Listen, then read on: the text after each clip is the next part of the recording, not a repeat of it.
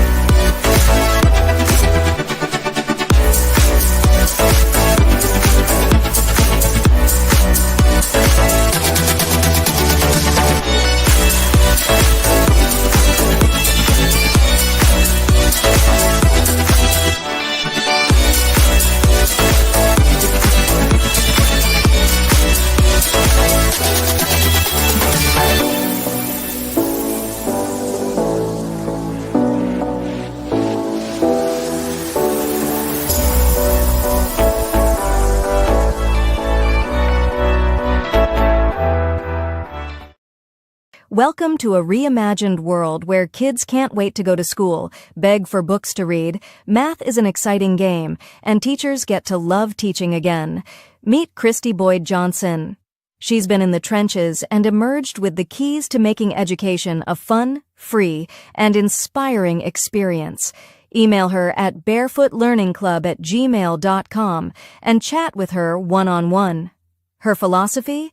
Foundation plus imagination equals genius.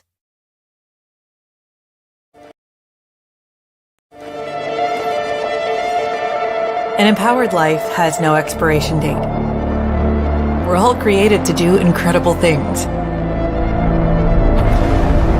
summits, catch big waves, and live our passions. As time goes on, our bodies begin to show signs that things just aren't as they used to be.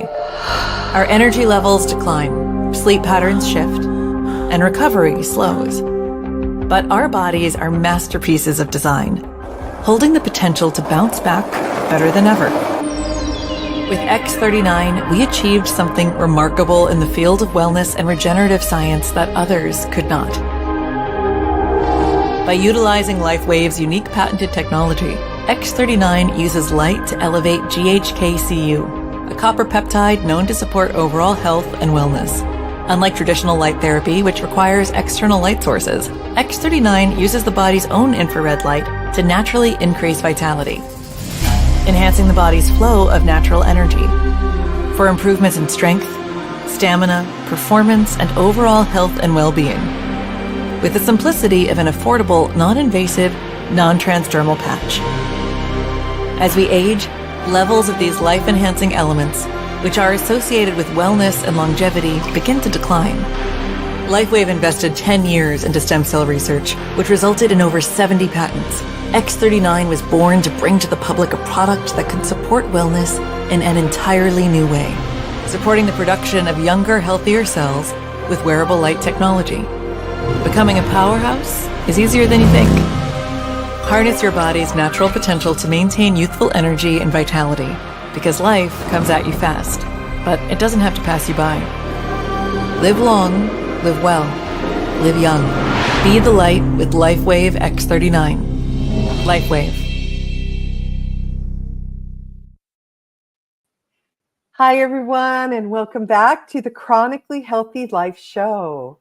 You know, listening to Annie and Minna talk, it occurred to me that one of the most impactful relationships we can have is with the people who help us stay healthy. Shellene Dirk is here with us today. She coaches healthcare professionals who feel caught between their calling to heal and their own need for healing, to find wellness avenues and other modalities. She knows firsthand how the well-being of the provider directly affects patient care. So this wellness philosophy can lead to better care for everyone. And welcome, Shellene. I'm so excited to talk to you today.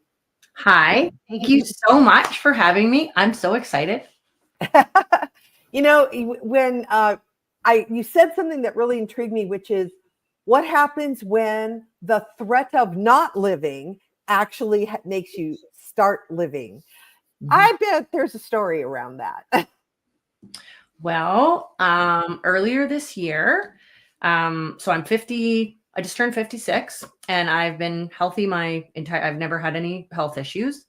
And after 2 months of some investigation and kind of pushing, because I just felt something wasn't right, I found out I was diagnosed with stage 4 bile duct cancer, which does not have a great prognosis. And I was told by my oncologist on the first visit that I'm terminal, non-curable, and inoperable. So I was considered a palliative patient. And so it was kind of like, that was not, I thought I had a weird rash. So I just thought I was allergic to something, honestly. So 2024 was a very interesting year. I actually found out I had cancer the same time as my husband was having a stroke. So, so we're well acquainted with all the things that could possibly go wrong in your life health-wise. Well, no, I'm sure there's other, but anyway, so it kind of was a wake-up call for both of us. And I've always said and believed that things happen for us. And it was kind of a bit of the gobsmack, I think, that we both needed to wake up and listen to what our bodies were telling us. So that's kind of what started me on this journey. That's how I met Aaron and Andy and how I'm here today. Yeah. So, this topic is near and dear to all of our hearts because Andy, Minna, and I have all been on journeys where doctors were just seemed so freaking clueless. And we got rid of the doctors wanting to just throw drugs at us, and started doing alternative things. And all of us have healed things.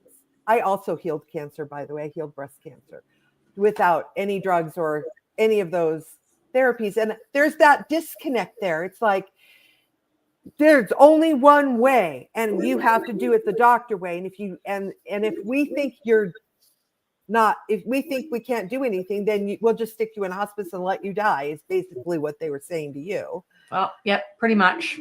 And that's kind of, I think, what sparked me. I was like, well, heck, I still got a lot of living to do. Like, I'm not going to take this laying down. And the interesting, you know, and I mean, I've been a physio for just about 35 years, so I'm well acquainted with the professional or the practitioner side.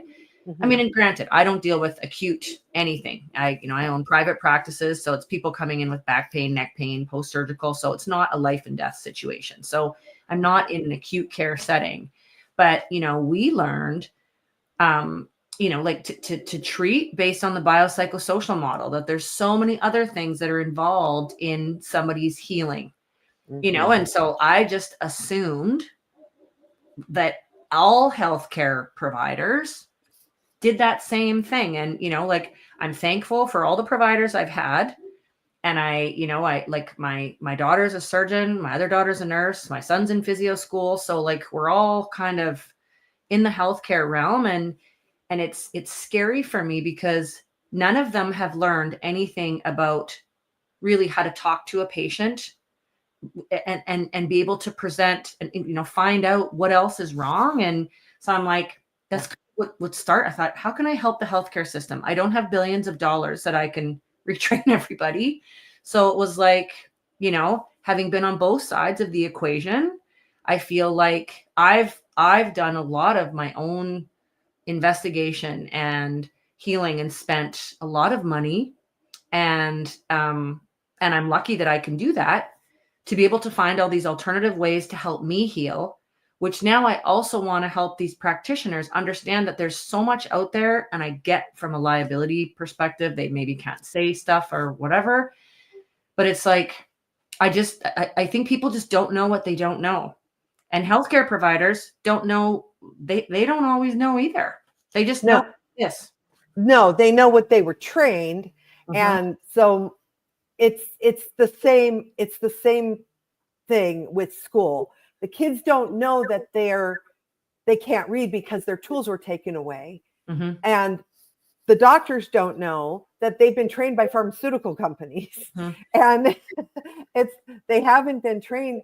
The old style doctor that used to knew the person, knew the family, knew it, you know, when you find a doctor who's like that, it is a whole different experience, where they're looking at you as a human being, a person with a life, and that there's a connection there, that then it's not just, oh, just do what I tell you. Yeah. I mean, that was my experience. And I'm grateful for the care, because I did choose conventional as well. I mean, I did 6.5 months of chemo and immunotherapy, and you know, but also was under the care of a naturopath at the same time, which I told my oncologist, and I mean, he didn't care.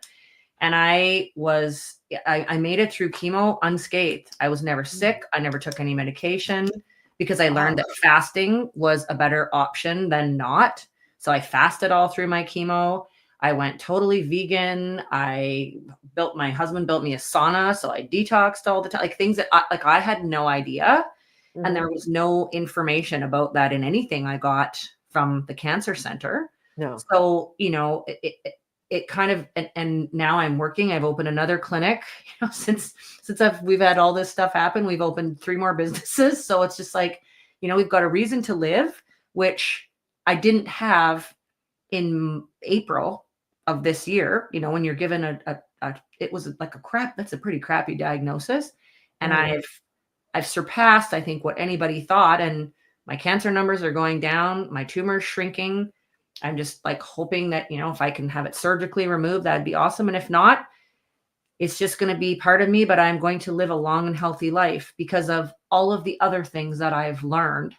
And it's hard to find the information because I think we are just so ingrained, and as healthcare providers, I mean, my daughter just graduated from med school. It's just like, it's, mom, you got to do the chemo. Like, I said, okay, I'm going to do it, but I'm also doing all these other things. And it's just, I don't like, what's helped get me better. I think it's everything. And so much of it is mindset. And that carries over as well, even into the healthcare professional realm. They're like, I mean, my daughter's a nurse, and the nurses are like, it's crazy, the pressure that they're under to, work overtime, work at the end of a shift and come in early. And her mindset is that she's so tired all the time. And I'm thinking, like, how can these people be taking care of us if they can't take care of themselves? So what if they learn to meditate?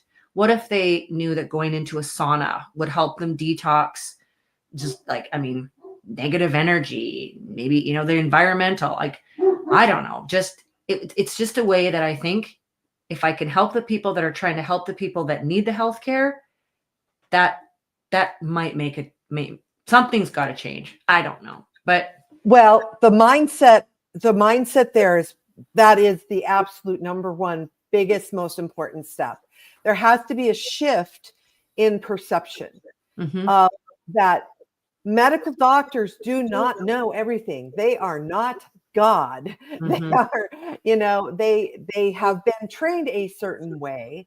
And unless they're a professional that has looked beyond, they're going to just go with their training, and that might be good for you, and it might not be good for you, or it might be partly good for you.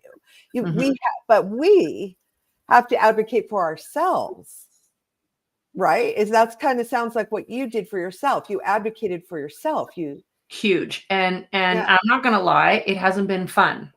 Like I mean, honestly, every time I went to chemo and I'd lost weight every week, because I fasted for 2 days before and the day of, and the nurse, you really should be eating, and you should be, and I said, look, you know what? Honestly, I'm not losing my hair. I'm not getting sick. And I said, every other person in that chemo suite is wearing a wig. They have no fingernails, and they have to go home and sleep for 4 days. So respectfully, I can understand that that's what you've been told. I'm going to choose what's best for me. And I just, and then I had no issues with chemo at all. And I was on an aggressive chemo program. So, I mean, that to me, even just now, the fasting, like, teaching healthcare people, a lot of times they're eating the cafeteria food. Sometimes you might be better off not eating anything and fast for a full day to actually detox your body, and then take time to prep, to fill your body with good food and hydrate. Don't just drink coffee just because the Starbucks is there in the atrium. Like, drink green tea. I mean, I loved coffee. I cut out coffee. I only drink water and green tea, and it was hard, but it's like, pick your hard. Right. That's really true. I tell parents all the time when I was teaching, listen, if your kid is throwing up, don't force them to eat. Their body is literally saying, I don't want food right now. And digestion takes so much energy that needs to go to healing. Let your kids sleep. Just make them drink water, or, I think acidic juice is probably, orange juice or something, is a little too harsh, too sugary, but water, electrolytes, and tea if they'll drink it, depending on how old they are. And let their little bodies heal. And it's amazing how much faster they bounce back. I think that we've somewhat forgotten, because of so many influences, that, like, to listen to our own voice, like, listen to your heart, and your intuition will guide you. I mean, I've never felt like any of the, like, I mean, I know it's real because I've seen the MRI report and the CAT scan, like, and I understand that, but it doesn't feel like it's a part of me. There's this, and I honestly feel like it was a wake up call for, I sold one of my clinics. I'm in the process of selling another one. We've totally changed our eating habits. I meditate. I mean, I always said, oh, I can't meditate. Oh, it's too hard to meditate. I meditate every day. You know, I have a very like strict morning routine, but I make sure that I get all the things done that I have to get done. And before, I never would have done that had this not happened. I wouldn't have attracted all of these like lovely people like you and Andy and Aaron into my life before, because I was just so busy. I was just so busy doing, and I wasn't being. And I sometimes see that when I go into like the doctor's office, the hospital, the cancer, everybody's just like just all around. And I sometimes think, wow, if I could just come in with I became a sound healer during all this because I found that really helped me. And I'm like, wow, if I could just sit in the middle of the waiting room and play my bowls, I think people would actually be more efficient and feel happier about being there, because, you know, like all of us that have gone into healthcare do it because we actually loved helping people. You ask most people do their jobs because of that. But it's hard when you cannot pour from an empty cup. And I mean, you know, I saw the same nurses all the time in the chemo. You see the same when I go to the cancer center. It's the same people. And it's just like they're little hamsters on a wheel. And so I'm like, okay, how can I help to make a change for them? Yes. Would I love to be able to also do it for all of the people in the cancer center? Absolutely. But I'm like, where am I going to get the best? Where can I have the biggest bang for my buck? So I think that's extremely significant, especially what you said about nurses, because nurses get dumped on big time. And they're the best caregivers in the world, you know. And that just what you just said, slowing it down and being more mindful and present with the patients would make a huge impact. Just that. Yeah, and you know, honestly, and it's treating the patients like a person. They're not a diagnosis. Because like we're dealing with the diagnosis and it sucks. So talk to us like a human being and let us help to make some of the decisions about our own care if we're able, and if we have the wherewithal to do that. Some people just don't. They just, it's white coat. They just see the white coat and they just do what the white coat tells them. And that's right. You know what? Like that, I'm no harm, no foul, no judgment on anybody, but I just, something has to change. Yes. And on that note, Shellene, we're going to take a quick break. And when we come back, we're going to go deeper into this topic. So stay tuned, everybody. We'll be right back. Imagine a life where every day is fueled by energy, vitality, and purpose. Where age is just a number and your best years are always ahead. Hi, I'm Andy Nam, certified functional nutrition longevity coach, best-selling author, and international speaker. After reversing my own chronic health struggles, I'm now on a mission to help you live longer, stronger, and of course, to look younger. I combine biohacking, cutting-edge nutrition, and stem cell technology to unlock your body's full potential. So no matter where your starting point is, I'm going to guide you toward a chronically healthy life. Ready to reverse aging and take control of your future? Connect with me today. Your journey to longevity starts here.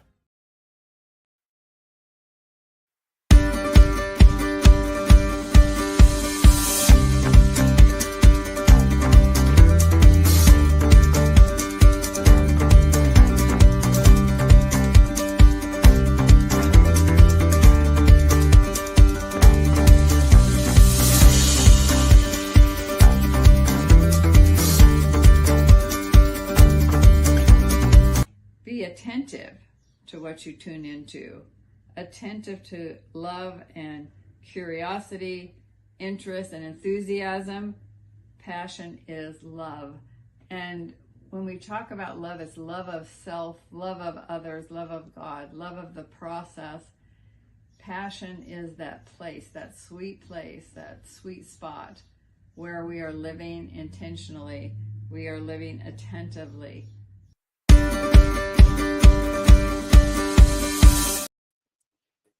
Hello, everybody, and welcome back to the Chronically Healthy Life Show.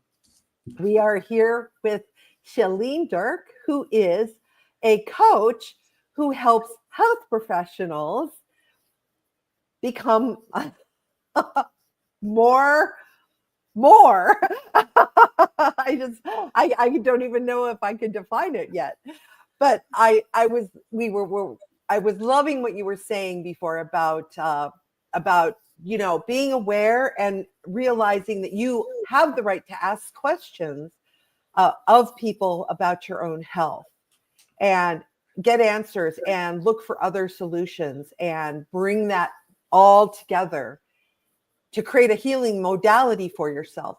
So how can you apply that to your coaching with health professionals?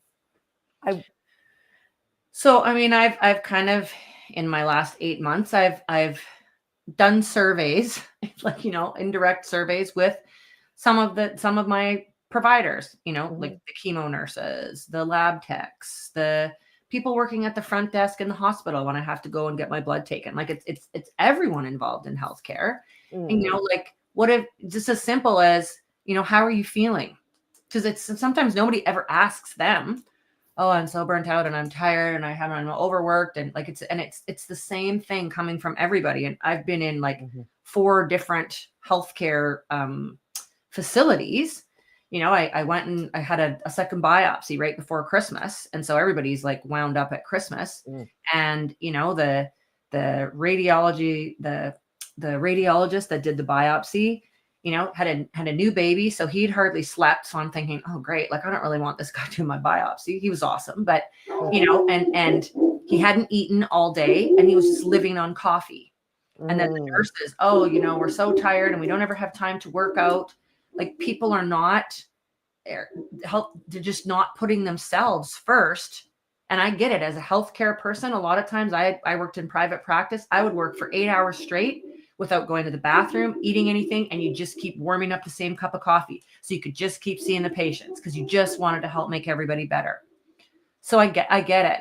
So I'm thinking, okay, all of these, I've learned so many things, and so many of them are free and easy and, and easy to fit into your schedule. Things as simple as, like having a normal bedtime routine. You have a TV in your bedroom, which a lot of people like. Try to not watch the TV. Don't get it out yet, but just like try not to watch the TV. Start reading a book. I bought a Kindle because I was too lazy to turn the light switch off. And so, so it's still a screen, but it made me stop watching TV before bed. So I go to bed every time at the same time, and I get up at the same time, regardless of whether it's a weekend or a weekday. And so, doing that same thing when people have to work shift work. Yeah, shift work is a whole other gamut. But trying to somehow have the same routine for sleep. Meditating, huge. Like, that's totally changed my life. And I fought it for so long. Journaling, a gratitude journal. Like, just, being like, what were you grateful for? And we think, oh, like, this is so crazy. Like, what are we grateful for? But when you actually start getting into it, like, I'm grateful now for the sunrise. I've watched the sun rise and set for 56 years, and I never really saw it until it makes me emotional, like thinking about it. So I'm like, and we know the research shows there's so much power in, like practicing gratitude and appreciation. So, in maybe helping them changing their perspective instead of seeing a waiting room full of all these people that need help. Wow, I'm so happy and grateful that I get to help these people get well or be on the path to wellness, instead of being overwhelmed. And it's just, even with my diagnosis, at first it was like, oh God. And now it's so, who would ever think that people would say cancer, it was the best thing that happened to me, because it really woke me up to actually start taking care of myself, to have better relationships with people, to put in boundaries. And so I think, why can't those things go? Like, healthcare providers are people too. They're not these superheroes in this. They're people that have chosen a profession to help other people. But in that, as somebody that can say as a healthcare provider, I didn't take very good care of myself when I was seeing, 25 or 30 patients a day, exhausted.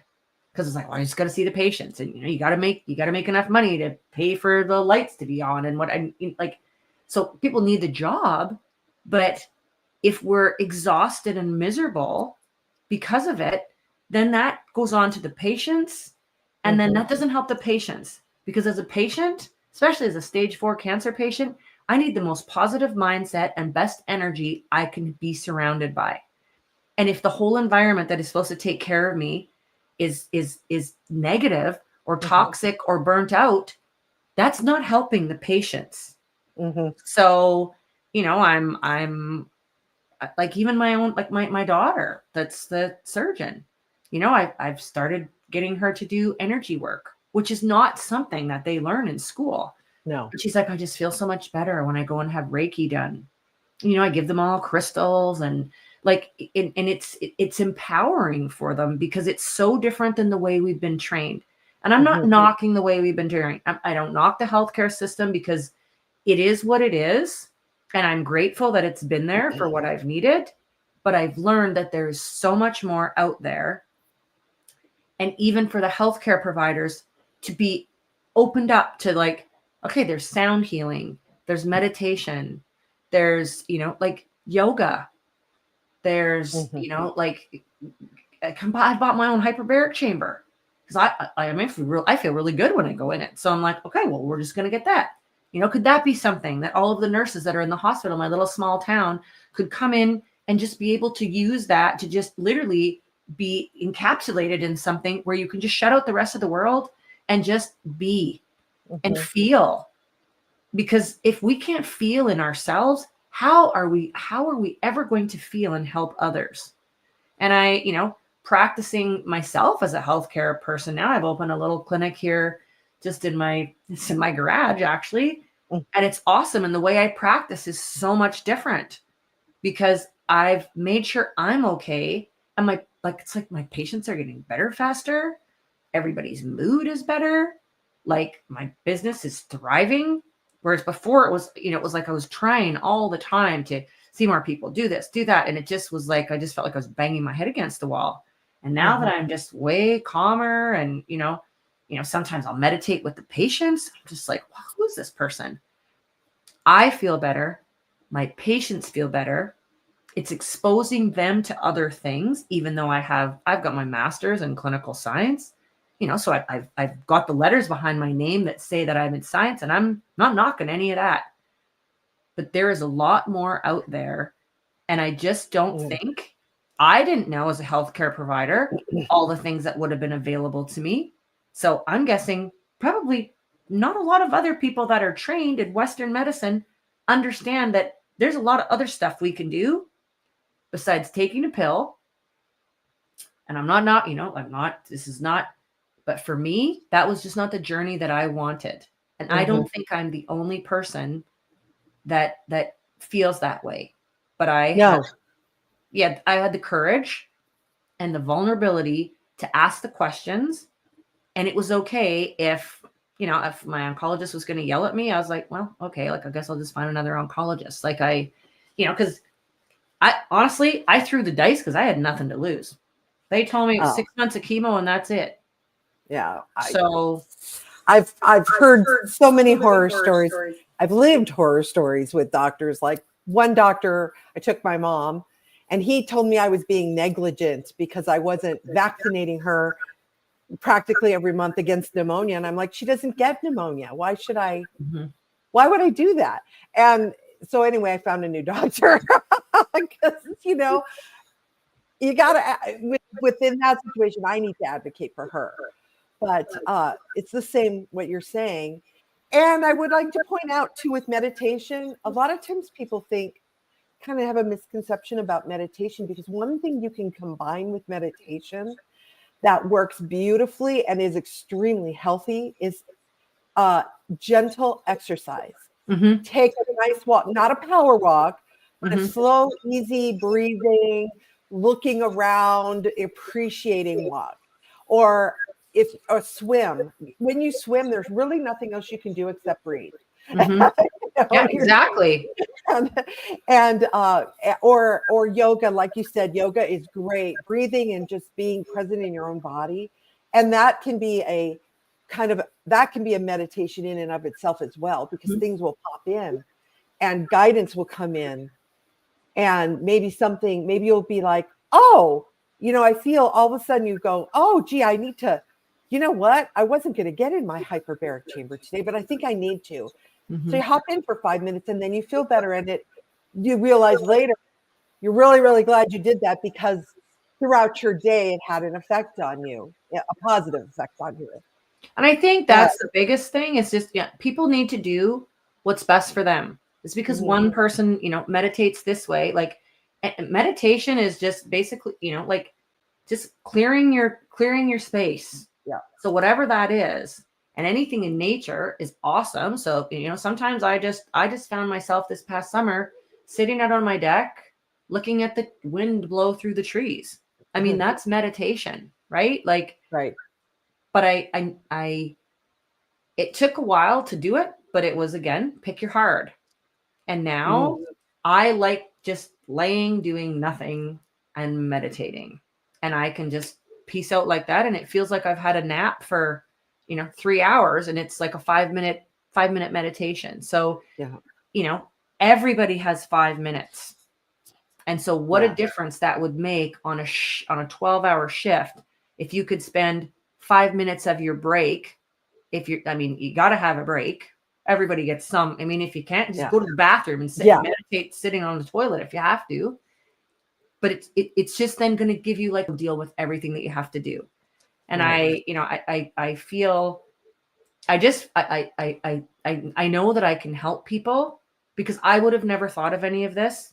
I would have never thought of this had I not had this diagnosis and found it all out for myself. So in your coaching, how do you bring health professionals to awareness of these other things and kind of break through that? It's just the way I was taught modality and, that with blinders on. How do you break through that with them? I think it's having a conversation and it's being authentic. And because I sit on both sides of the equation, I am a healthcare provider, and I was that person that, and so, I feel like I'm relatable, and I understand how we were trained, but we talk about being trained in this biopsychosocial model, but a lot of times it's just not practiced anywhere. So if we're not practicing it on patients, are we practicing it on ourselves? And if we're not, we all should be. So I think, it's having a conversation, and I've opened up those conversation lines with, like I said, a lot of the people that I've seen, and there's definitely interest, but it's scary because exactly what you said, we've been trained this way. And, like, what if somebody else finds out? And, what if all my coworkers, think that, I'm crazy because I'm going to, do some of these things that we were never taught in school, or we were told that doesn't work. But science, there is research now. There's research that's showing that meditation, there's research that journaling, there's research that, gratitude journal. And a big study just came out in October it was the same chemo that I had done. And then the alternative therapy was vitamin C therapy, weight resisted exercise, ivermectin, I forget, meditation.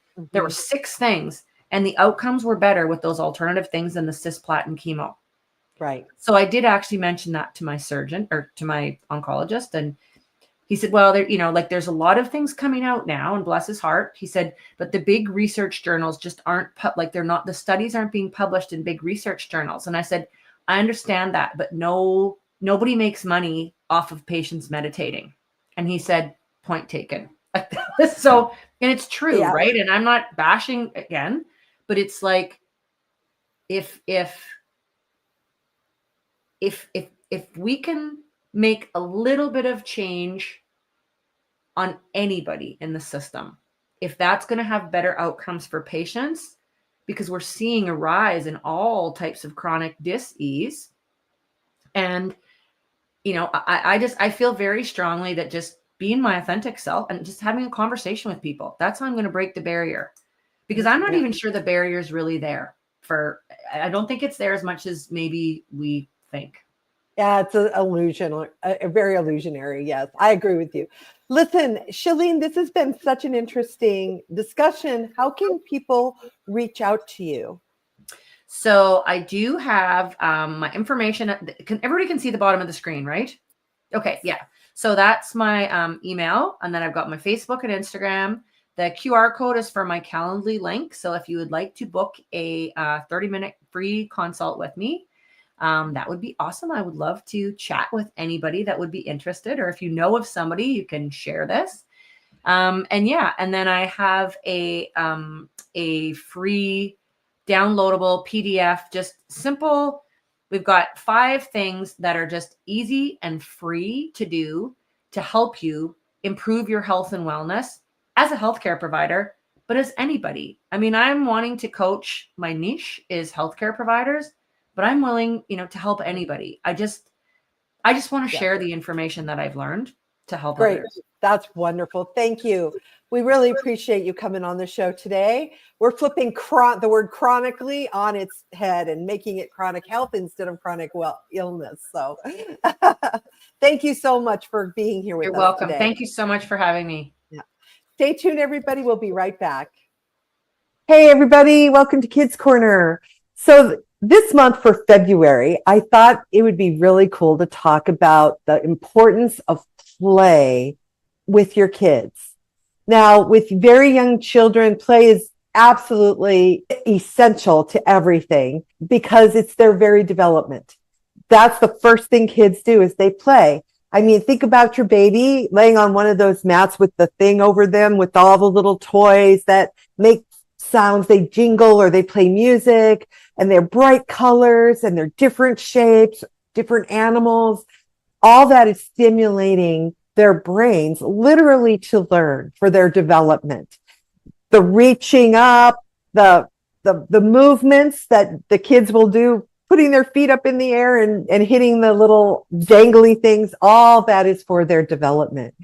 As they get older, of course, play becomes more, running, jumping, that kind of thing, but they're still exploring, they're still developing.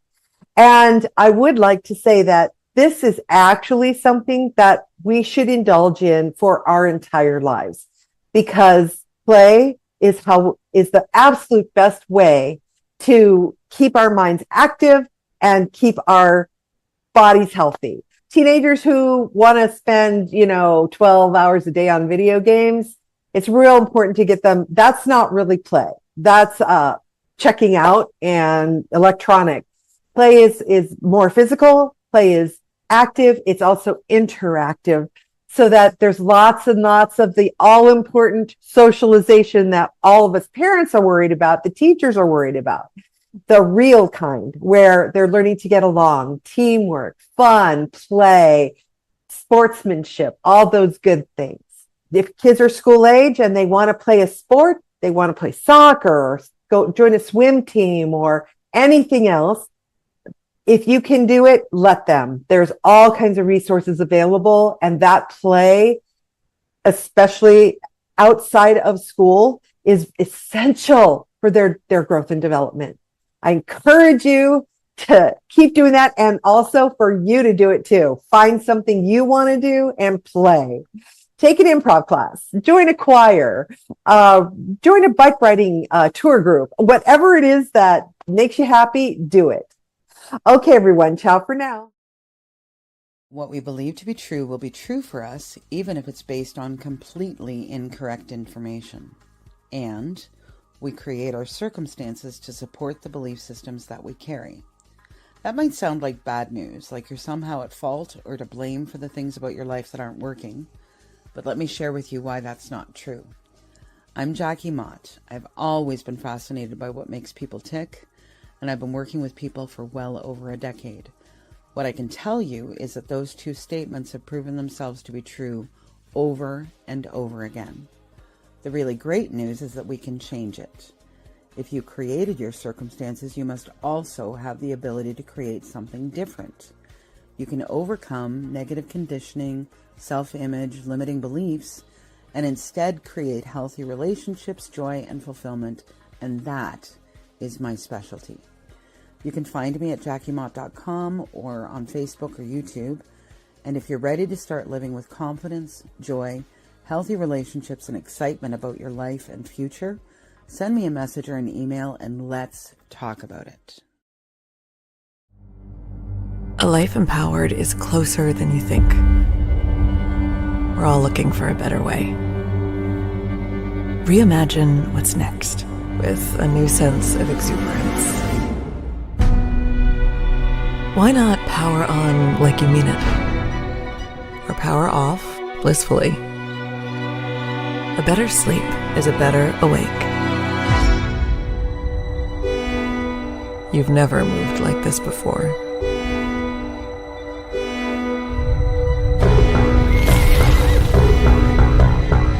With the energy nature intended.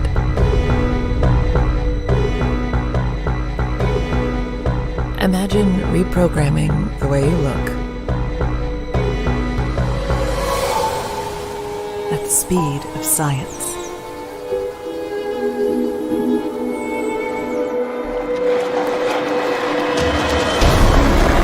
At longevity. At exhilaration. It's next level rejuvenation. Take control of your well-being. From the inside out and outside in. The light within is ready to ignite. Be the light. LifeWave.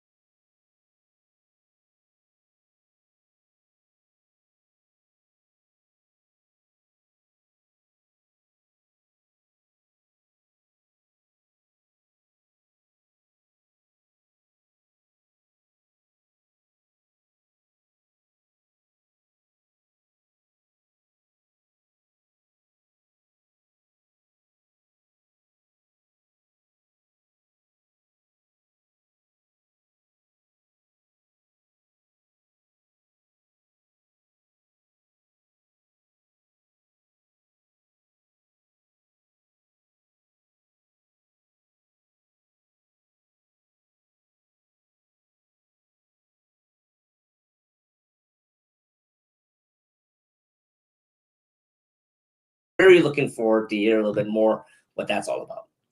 Yeah, unfortunately, I think our mic is actually muted. Oh, no.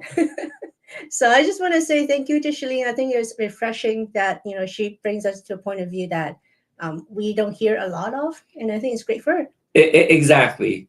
So join us here on Friday at 7 p.m. CST. You can watch past episodes at e360tv.com in the Vitality TV network or on our YouTube channel at Chronically Healthy Life. If you'd like to learn more about what we do, visit our website at chronicallyhealthylife.com. And if you have any questions at all, email us at anything@chronicallyhealthylife.com. We will see you next week. We'll see you next week. Hello! We are Mutts and Meows Rescue, a 501c3 nonprofit, foster-based, no-kill group. Mutts and Meows Rescue pulls dogs and cats from surrounding shelters in the greater Houston area. We even pick up dogs and cats abandoned on the streets. Mutts and Meows Rescue is foster-based and rely on your donations to keep rescuing. To know more about us is to know more about our furry friends and help them find their forever homes. Come visit us at Mutts and Meows Rescue on Facebook today and decide how you can make a difference.